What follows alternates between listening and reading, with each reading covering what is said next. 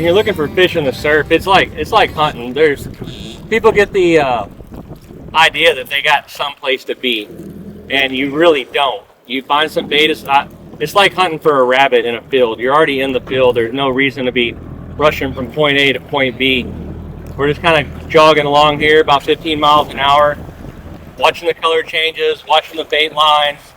We swung in here. We saw some stuff come up, blow up some bait. Kind of cruising along now, trying to figure out exactly what it was. It could be sharks, it could be jacks, it could be bulls, it could be gaff tops. You never really know. But the one thing is you get it in your mind that, you know, I need to be at mile marker 7 because I caught fish there before, or I need to be in front of a certain cut because I caught fish there before.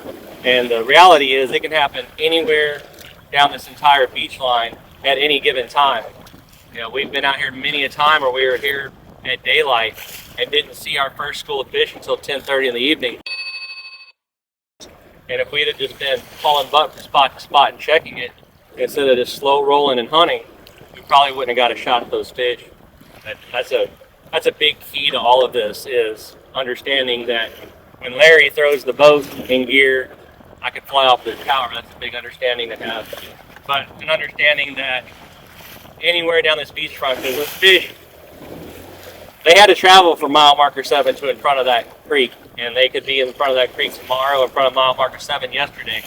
They're always traveling up and down here, moving in and out. So take your time, be patient, enjoy the hunt, and enjoy what you're seeing.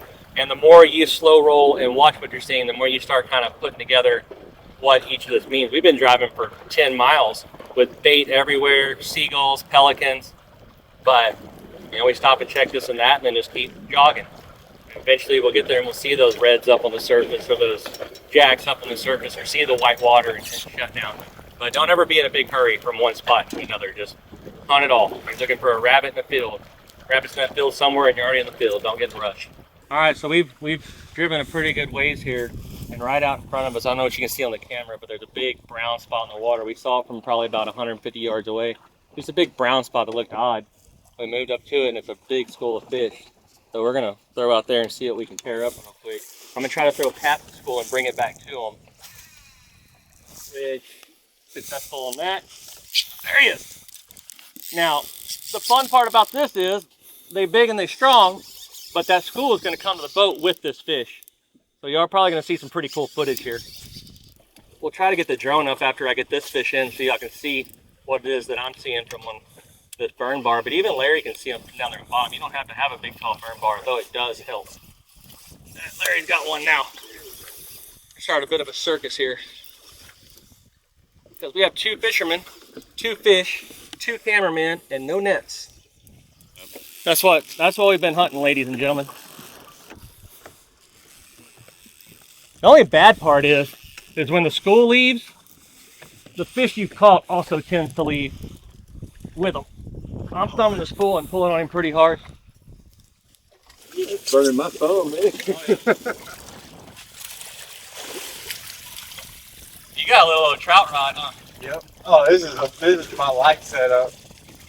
So the way I fought this fish, and I don't think he's done yet, but I kind of let the drag work him for a while, and then I started having to thumb the spool and crank on him to get him to give up. These are big, strong Gulf fish. It takes a lot.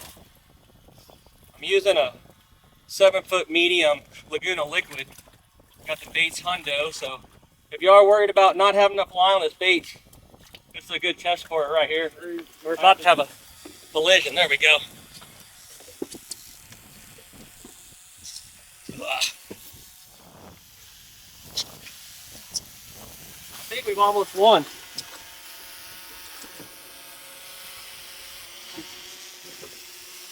Look at that guy.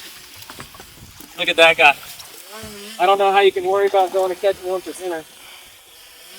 And you can see the beauty of these great big dudes come around and see us every time it gets warm. Hey, Jimmy, if I open this hatch, can you get that net out? All right, here she comes, baby.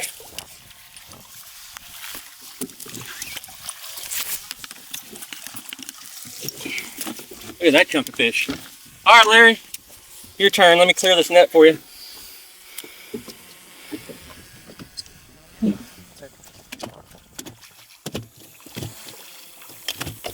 Here, I got you, Larry. Turn his nose for us. Trying. All right, get him pointed towards us. Trying not to break my fucking rod. There we go. Oh, yeah. It's a little bit bigger than they looked when they're in the water, aren't they? There's not there. I think these qualify as bull reds. Yeah. Jody, I think they got us beat the other day for sure.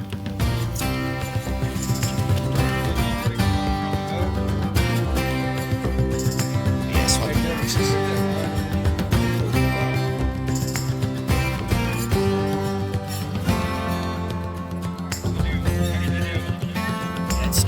All right, man, we got these two just beauties of the sea. And there's nothing I love more than these guys. We're holding them in the water. They're starting to kick. They're starting to get strong. I'm going to loosen my grip, and we're going to let them swim off. Thanks for the business, fellas. There is nothing better than that right there. People look at me like I'm crazy. You don't want to go catch big trout. This guy's one of them. You don't want to catch big trout. I do like to catch big trout. You don't want to go try to catch slot redfish. I do like that. There is nothing I love more than hunting those guys. We put in